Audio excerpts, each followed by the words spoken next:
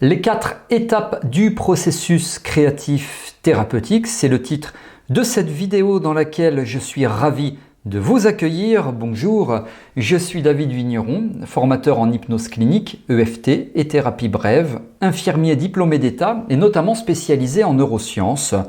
Dans cette vidéo, je vais vous expliquer quelles sont les 4 étapes du processus créatif thérapeutique pour aider vos consultants à atteindre plus facilement et rapidement aussi leurs objectifs thérapeutiques. Je vais vous partager des techniques que vous allez pouvoir mettre en œuvre en consultation. Je vous précise que vous pouvez vous abonner à ma chaîne YouTube. Pour cela, cliquez sur le bouton s'abonner et activez la cloche de notification lorsque je sors de nouvelles vidéos. C'est gratuit, c'est régulier, alors profitez-en. On y va donc avec les 4 étapes du processus créatif thérapeutique. La préparation, c'est la première étape du processus créatif thérapeutique et elle est fondamentale pour tout le travail qui va suivre. Cette phase vise à amener vos consultants dans un état mental et émotionnel optimal, propice à la créativité et à l'exploration intérieure. En tant que thérapeute, votre rôle est d'accompagner vos consultants pour qu'ils puissent entrer dans cet état de réceptivité et d'ouverture nécessaire à la transformation. La préparation commence par la création d'un environnement sécurisant où vos consultants se sentent libres d'exprimer leurs pensées, leurs émotions, leurs craintes, leurs préoccupations, leurs doutes, sans peur ni jugement. Cette sécurité émotionnelle est cruciale pour qu'ils puissent s'autoriser à explorer des aspects d'eux-mêmes qu'ils ont peut-être refoulés ou même négligés. Une fois cette sécurité établie et après avoir procédé à l'anamnèse, guidez-les vers une relaxation profonde ou un état modifié de conscience grâce à la relaxologie ou à l'hypnose par exemple. Durant cette phase de préparation, vous devez également assurer la détermination des objectifs. Quels sont les aspects de leur vie qu'ils cherchent à transformer ou améliorer? Quels sont les blocages ou les défis qu'ils souhaitent surmonter? Qu'attendent-ils de votre accompagnement, etc. Ces questions aident à focaliser les compétences créatives sur des objectifs précis tout en restant ouverts aux surprises et aux découvertes parfois inattendues. La clarification des intentions des objectifs thérapeutiques sert de guide tout au long de l'accompagnement, ce qui fournit une direction sans imposer de contraintes qui pourraient s'avérer comme étant rigides.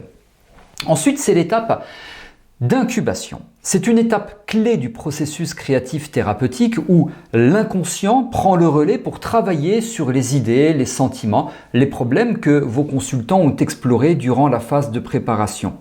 Pendant cette étape, l'esprit conscient se met en retrait, ce qui permet à l'inconscient de traiter les informations de manière plus libre et non linéaire. Pendant cette étape que vous stimulez l'inconscient et ses ressources, puisqu'il est un immense réservoir à solutions, comme le disait Milton Erickson. Par ailleurs, sachez que l'incubation se déroule souvent aussi lorsque vos consultants détournent leur attention consciente du problème. Des activités apparemment banales, comme faire une promenade, écouter de la musique ou même dormir, peuvent jouer un rôle central dans cette phase. Pendant ces moments de déconnexion, l'inconscient continue de travailler, il cherche des connexions et des associations nouvelles que l'esprit conscient n'aurait pas forcément pu envisager. Il est donc important d'encourager vos consultants à s'engager dans des activités qui les détendent et qui leur permettent de se déconnecter du problème direct. C'est du lâcher-prise. Ces périodes de détente ne sont pas des moments perdus, mais des opportunités pour que l'inconscient fasse émerger les idées et parfois des solutions inattendues. L'incubation, elle peut aussi se manifester par des rêves où l'inconscient utilise des symboles et des métaphores pour réexplorer des solutions potentielles. En tant que thérapeute, sensibilisez donc vos consultants à l'importance de leurs rêves. Encouragez la tenue d'un journal de rêve, c'est peut-être aussi une excellente pratique pour capturer ces messages symboliques qui peuvent offrir des solutions précieuses lors de la phase suivante du processus créatif. Je souligne que l'incubation demande du temps et de la patience. Vos consultants doivent être encouragés à faire confiance au processus, même s'ils ne voient pas immédiatement de résultats tangibles. L'incubation est un moment où je mets des guillemets, la magie de l'inconscient opère souvent en silence et en dehors du contrôle direct. Cette phase peut durer des heures, des jours, voire des semaines, selon la complexité du problème et la profondeur du travail inconscient nécessaire. Votre rôle est de rassurer, de guider vos consultants à travers cette période en les aidant à rester ouverts à l'émergence de nouvelles idées lorsqu'elles se présenteront. Je poursuis avec la troisième étape qui est l'illumination, juste après vous avoir expliqué ceci. Comment intégrer les neurosciences en thérapie et en coaching? C'est l'objet de cette conférence en ligne que nous vous proposons gratuitement. Elle est animée par moi-même, David Vigneron, et je serai accompagné du spécialiste en la matière, le docteur Philippe Pincalé, neurochirurgien, docteur en neurosciences et formateur en hypnose. Il est incontestablement un des plus grands spécialistes en francophonie. C'est une soirée exceptionnelle qui vous attend et pour vous y inscrire, rendez-vous dans la description de cette vidéo. Au programme de ce webinaire, le docteur Pincalé va vous expliquer dans quelle mesure les neurosciences contribuent au processus thérapeutique. Comment intégrer les découvertes récentes en tant que coach ou thérapeute, c'est le sujet phare de cette conférence. Quelles sont les vraies et les fausses idées reçues sur le cerveau les plus répandues en thérapie? Comment améliorer vos consultations en utilisant les fabuleuses capacités du cerveau? Nous répondrons à cette question essentielle, comment traiter un traumatisme grâce aux neurosciences? Puis nous partagerons 2 indispensables pour traiter définitivement une phobie. Bien sûr, il y aura des temps d'échange avec vous, de questions-réponses, et je demanderai à Philippe Pincalé ce que pensent les neuroscientifiques des expériences de mort imminente.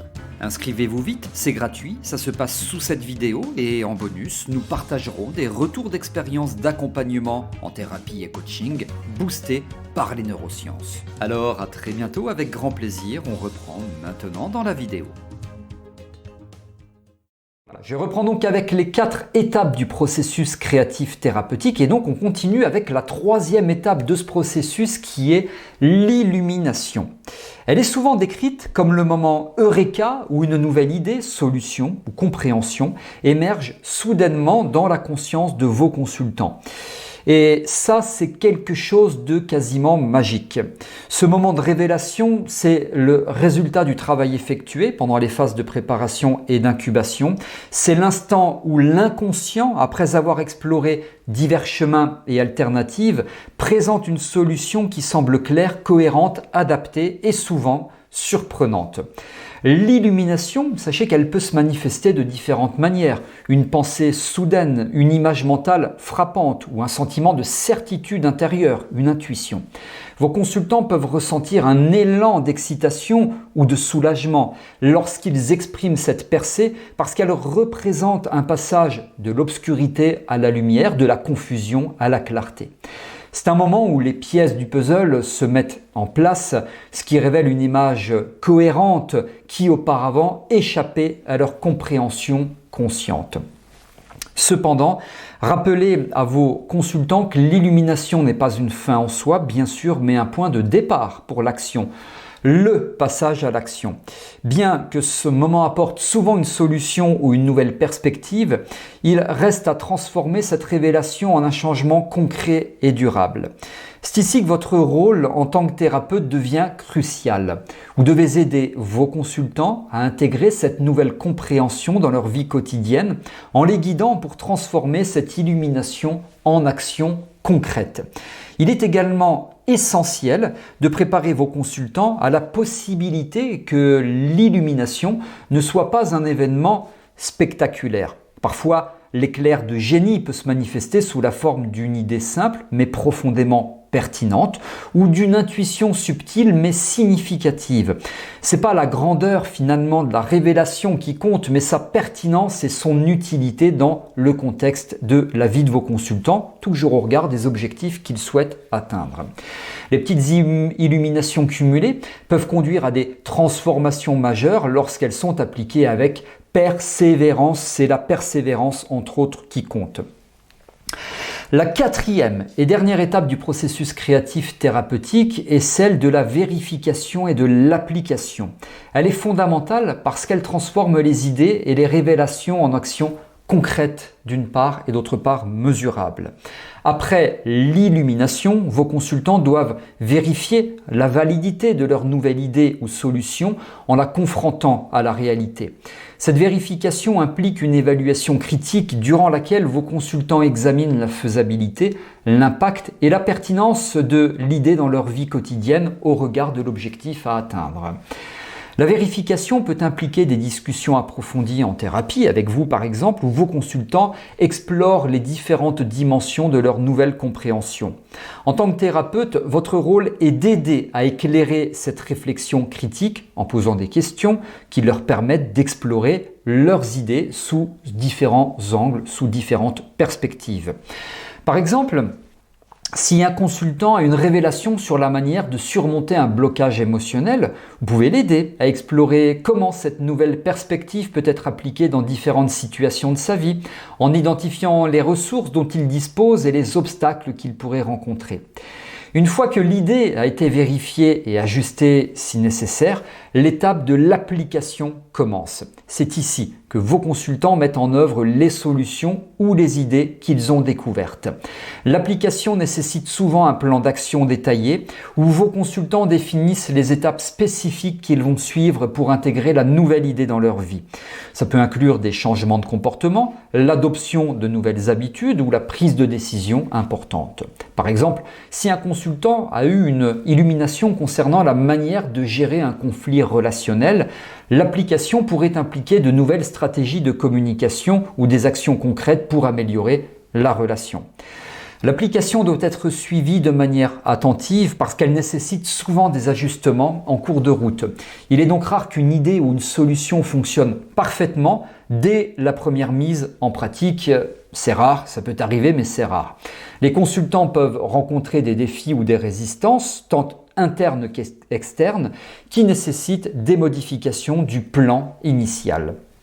Donc le suivi de l'application, il est fondamental, vous l'avez compris, pour garantir que les changements sont durables, c'est ce qu'on veut, et intégrés dans la vie quotidienne de chaque consultant. Alors, encouragez-les à documenter leurs progrès. Vous pouvez leur demander de noter les réussites, les défis et à rester attentifs aux effets de ces changements au regard de leurs objectifs. Ça peut se faire à travers une espèce de journal de bord ou des séances de feedback régulières où ils peuvent réfléchir sur ce qui fonctionne, sur ce qui doit être ajusté et comment ils peuvent continuer à évoluer. Une excellente idée est de célébrer les petites victoires tout au long de chaque processus. Chaque étape franchie, aussi modeste soit-elle d'ailleurs, est un pas vers la transformation complète. La reconnaissance des progrès, même minimes, aide à renforcer la motivation et la confiance de vos consultants, ce qui les encourage à poursuivre leurs efforts. Enfin, l'intégration complète des nouvelles idées ou solutions dans la vie de vos consultants est l'objectif ultime de cette dernière étape. Ça signifie non seulement appliquer une solution ponctuelle, mais aussi transformer les schémas de pensée, les comportements et les perspectives à un niveau fondamental. L'intégration réussie, elle est marquée par un changement visible et durable dans la manière dont ils abordent les défis, similaires à l'avenir, avec une plus grande résilience, une plus grande créativité et une plus grande adaptabilité. Voilà tout ce que je souhaitais vous expliquer ici. J'espère que cette vidéo vous a plu. Si c'est le cas, vous pouvez liker en cliquant sur le pouce bleu. Vous pouvez, je vous le rappelle, vous inscrire à ce webinaire avec le docteur Philippe Pincalé. Comment intégrer les neurosciences en thérapie et en coaching. Si vous avez des questions, ça se passe sous cette vidéo. Je réponds à vos questions sans intermédiaire. Profitez-en. Quant à nous, on se retrouve dans de prochaines vidéos avec grand plaisir. À très bientôt.